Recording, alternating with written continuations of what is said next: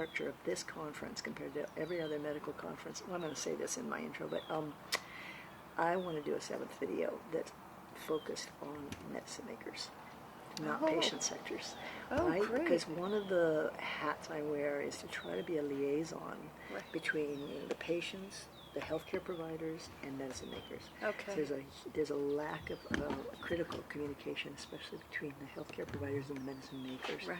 And we've got to inform that with patient outcomes. Yeah. So it's a real important triangle. And there's huge gaps in it. When I was at the United Patients Group's Cannabis is Medicine Conference at Dominican University last June in San Rafael, at one point it was a big auditorium, pretty full.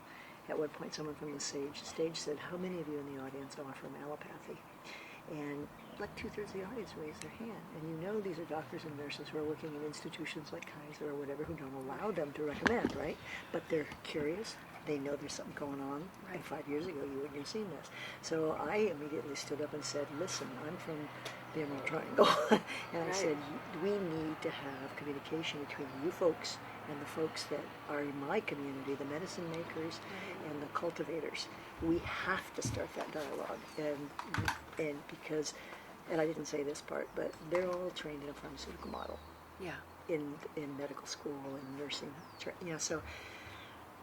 That leap is going to be big for them, and it's big for our people who have been underground for so long to come out into the light, and so we got a huge task ahead of us. Yeah, it's really big. And then the whole thing about some kind of, I mean, I'm not a fan of standardization in herbalism generally, but with cannabis medicine, I know you gotta, I mean, you got to know what's in there. And I mean, I've tasted some stuff while I'm here, and I'm like, whoa. Well, people are selling it, and I'm like, I was a judge. Okay. I was a CBD judge for the Emerald Cup, and I was violently ill the whole week trying these products. See, whole supposedly high CBD. Oh no! Serious. I spent one night. I couldn't even get from the living room chair to my bedroom. I was throwing up all night, and this is with supposedly lab tested CBD, high CBD, low THC, supposedly non-psychoactive. This is what it said on all the labels. That was a bad experience. I'm like, oh my God, if this happened to me, I own a dispensary for 6 years now. I know how to read a label. I know how to judge products. What's a patient going to do? I freaked out. I said, this is not working for our industry or our patients. Wow. That's a story, huh? Okay, so we're doing voice check now, and no, we're running. Oh, we're running. Okay, so we're running and rolling. We're running and rolling. So, Jane, if you could state your name, spell it, and tell us who you are. Okay. And you want me to look at the camera, or you, Me. or you? Yeah. Okay. So I'm Jane Bothwell, and my name is spelled JaneBothwell. And you are who? I am the director of Dandelion Herbal Center in Arcata, California. Dandelion Herbal Center. Now, for the rest of the country that may look at this video at some point, they're going to say, oh, woo-woo, Northern California. What do they have to do with medicine and science and healing, and how seriously can we take them? Tell us about Dandelion Herbal Center. I think you can take Northern California more seriously in herbalism because people are really immersed in it and living it. And at Dandelion Herbal Center, I teach short and long classes for people who want to learn what local plants are edible and which ones they can use for medicine and how they can take their plants from putting them into the compost, put them in their salad bowl. I've been to a lot of medical cannabis conferences, and this is the only conference, this one that you put on here in Arcata, California. This is the only one that really emphasizes herbs. Mm-hmm. And cannabis, as we know, is not a drug, it's an herb. Mm-hmm. It's an herb that's been used medicinally and for healing effects for thousands of years. And it should be growing in our gardens along with our rose and our lavender and everything else, and not be monocropped in rows. Exactly. One of the points. Expand on that and some of the other points about how it is such an integral part of herbalism. Well, I think that's such a good point that cannabis is an herb. And so I think as herbalists, we're very familiar with how to prepare herbs and how to make tinctures and salves and oils. And so I think that for some people who haven't worked with cannabis before, there's a lot of press about cannabis. There's a lot of different opinions about constituents and preparations. And I think actually if herbalists just look at cannabis as a plant, that they're going to really understand it a lot better. And I think people should look at cannabis as a plant. This raises a lot of questions in the minds of patients and certainly doctors and nurses from the allopathic Western medicine frame of mind. How do you take a plant and make sure that you have uniformity of results in your patients and uniformity of product in its manufacturing? How do you get that? Well, there are very good labs right now that will test product, and then you can go on, how does this plant test out? What kind of constituents? What are the ratios of the constituents in this plant? And I think that's a scientific way. And I think there's other aspects of the medicine that it's going to interact differently with different people. But you also find that with pharmaceuticals. Not every person is going to react the same to the same dose of a pharmaceutical or the same type of pharmaceutical. So I think it's important to keep in mind that we can regulate it as much as we can. And I think that's important, especially with a plant like cannabis that has the potential of strong psychoactive activity and other strong activities. We need to really monitor that, and we really need to know what kind of dose that our patients are getting. You've touched on a lot right there, and I want to unpack a little bit of it for people who are perhaps looking at this information in this video for the first time. One of the 5 sort of rules of thumb that I offer my patients and the groups that I speak to, in addition to strain, ratio, dose, delivery system, is this concept of individuation. And I always like to say, if 2 people walk into Dragonfly Wellness Center or into any Chinese herbalist who's been doing it for, they've been doing thousands of years, and they come in both with migraines, they're going to walk out with 2 different concoctions of herbs because of their individual metabolism. So this is a wild card in terms of the formulaic cookie cutter approach to medicine that we're so used to under the pharmaceutical model. You go to a window, get a piece of paper, go to another window, get some pills, and you take 2 every 4 hours, and the same thing's supposed to happen across the board. Well, you commented that herbs react individually different, but so do pharmaceuticals. This is a radical notion for people because they think it's all the same. So please expand on that individuation question. Those are such great points, and I think that one of the reasons that herbal medicine and cannabis medicine people are so interested in now, and they're becoming so popular, is because there is a lot of dissatisfaction with pharmaceutical medicine.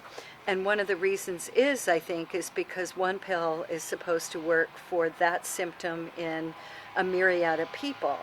And how that symptom rose in that person and how it rose in the next person oftentimes comes from a different origin. And with herbal medicine, we try to look at what is possibly the origin of that symptom that person is manifesting.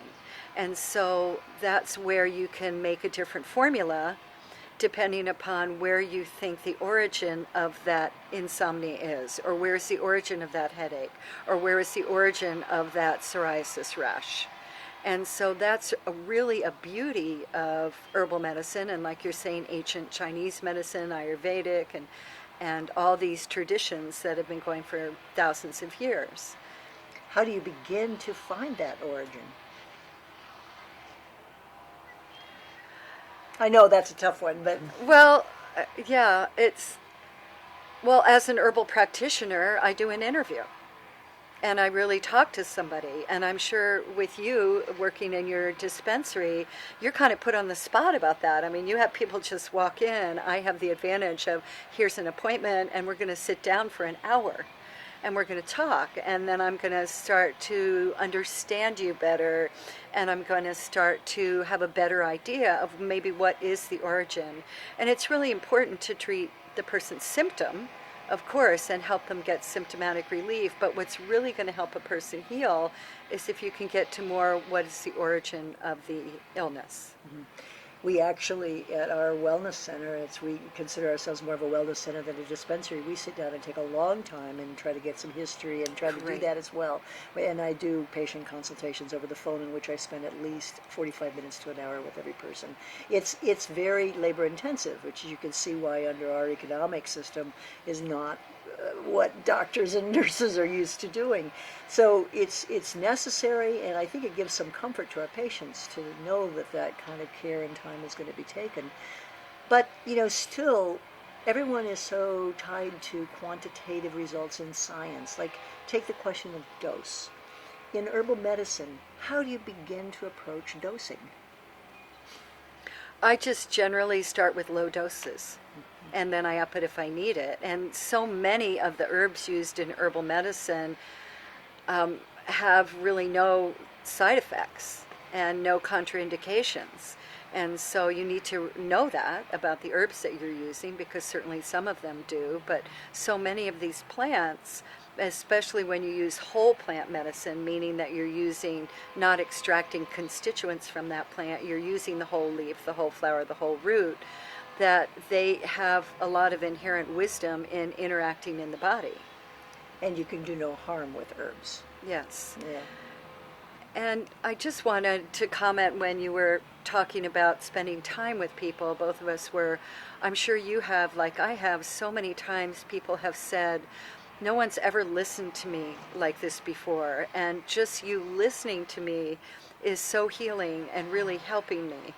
And it's so beautiful, and I see you, smiling about that. I mean, it's just that one piece is a really important piece, and with the way our economic system is set up and the way our medical system is set up, there are our medical providers are really confined to, you have 12 minutes in a clinic, and if you don't see somebody every 12, 15 minutes, then you're not doing a good job.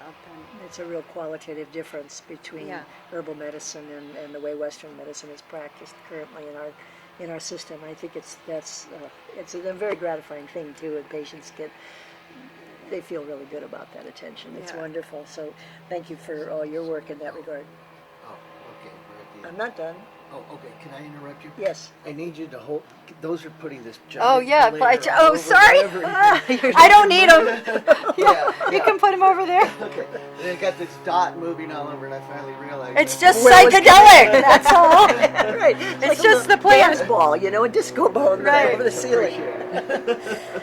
Okay, so let me jump a little bit from patient services to a little bit about the industry and the system that we're in.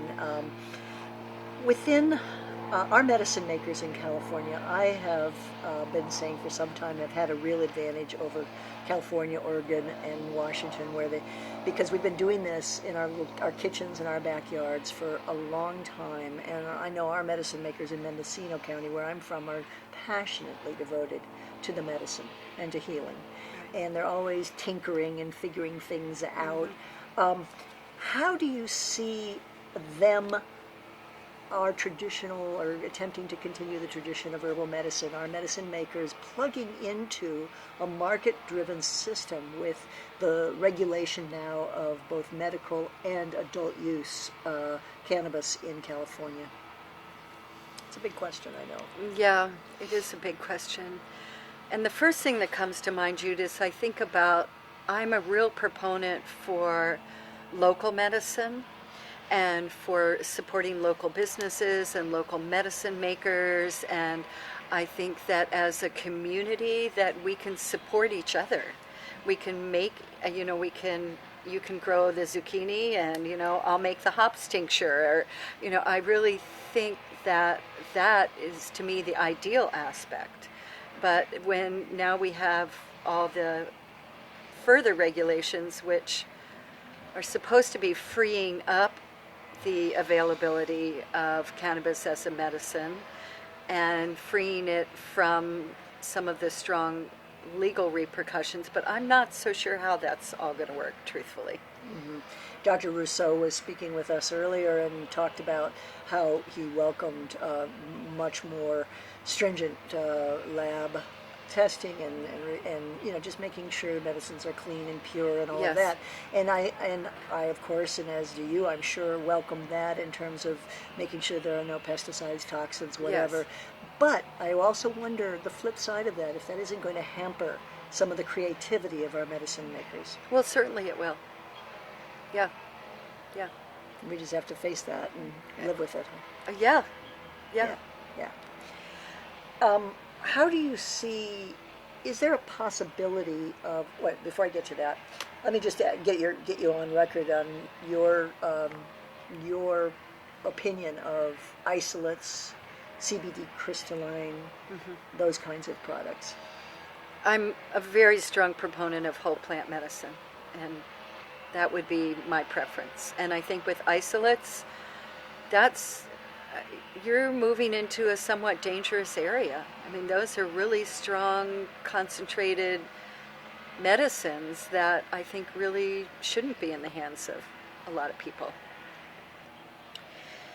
As we move into more certainly government regulation on the state and county level, and eventually, hopefully, the federal descheduling of cannabis, how do you see the role of natural herbal healing rising into that new legal environment with patents, contracts, research and development through universities, all of that? Is there going to be a role for herbal medicine in all of that?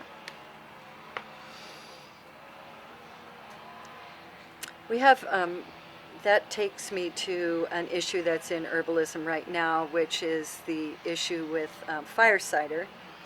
And fire cider is an old traditional remedy that maybe you remember buying. I remember buying cyclone cider back in the 60s, and it was basically the same kind of preparation, and a lot of people taking off with making this vinegar-based, very spicy, hot remedy, and a company has since trademarked that.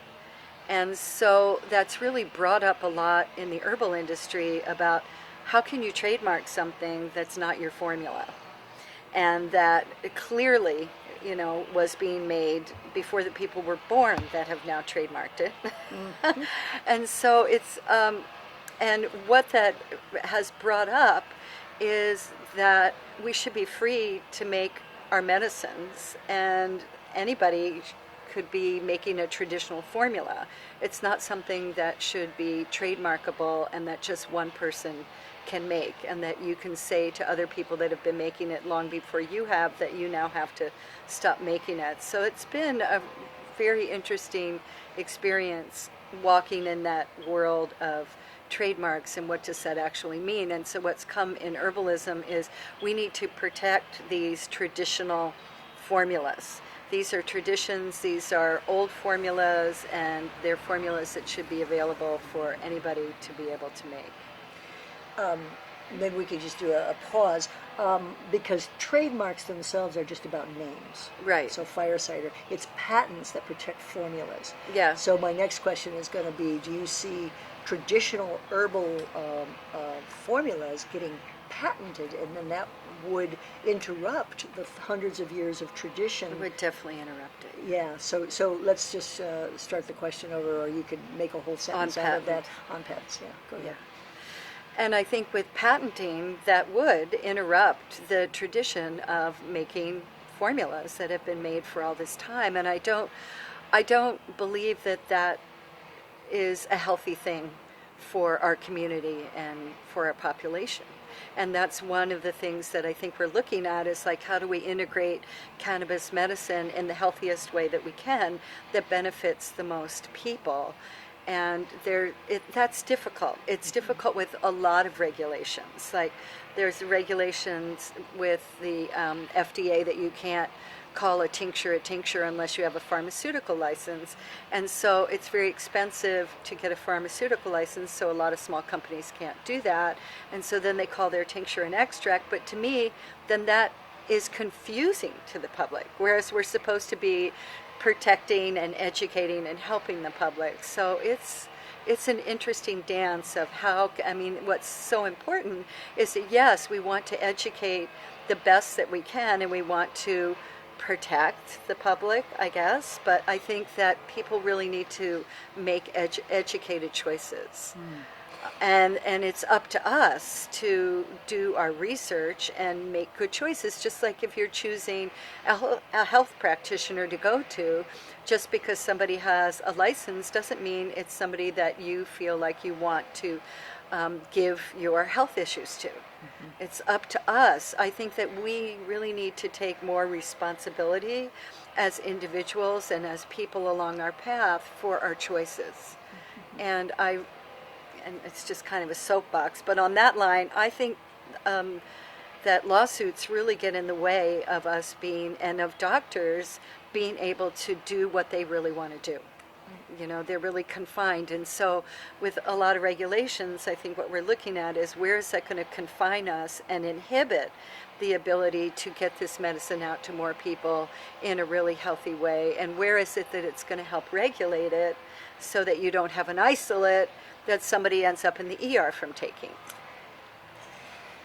That's all very well put. I'm just sitting in my mind going back to the macro level. I think we're having the clash of thousands of years of oral tradition and the creativity of shamans and witch doctors and midwives and coming right smack up against capitalism, because the exigencies of capitalism require control of formulas, ownership of intellectual property. Everything about the structure of our economic system is contrary to those.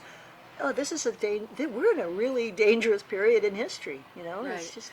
And when I heard myself say protect the public, is that, whose job is that? I mean, the job is our individual job. The job is the family's job. The job is that you're protecting your children. Yes, that's appropriate, but I think that we need to be free to make our own choices. Okay, last question. I mentioned at the beginning of this interview that this is the only medicinal cannabis conference I've been to that really emphasizes herbs and the location of cannabis in herbs. And you have workshops and presentations on herbal cultivation and growing and making medicines. I mean, this is fabulous. It's unique. Great. So my question to you is, how do you see yourself in the broader cannabis health movement? Are you connecting up with other Jane Bothwells? Not that there ever could be another Jane Bothwell. Other people like yourself across the country who are having conferences and trying to promote cannabis as an herbal remedy. How can we make the spirit of this dandelion conference grow across the cannabis medical community? There's a big question. Yeah. So I think one of the ways is talking to other herbalists, because of course I go to a lot of herbal conferences and do a lot of networking and put on other herbal conferences myself. And I think that as herbalists, we're all talking a lot more with each other, and we're sharing, how we're making these medicines and what kind of effects that we're getting. And we are thinking actually of putting on a conference similar to this on the East Coast in the fall of 2018. Fantastic. All right. Excellent. Well, thank you so kindly for talking to us. You're welcome, Jude. All right. That's Good. very good. Thank you very much. Oh, that's you're good. welcome. Good. Cool. Oh, boy. And I know you're a good editor.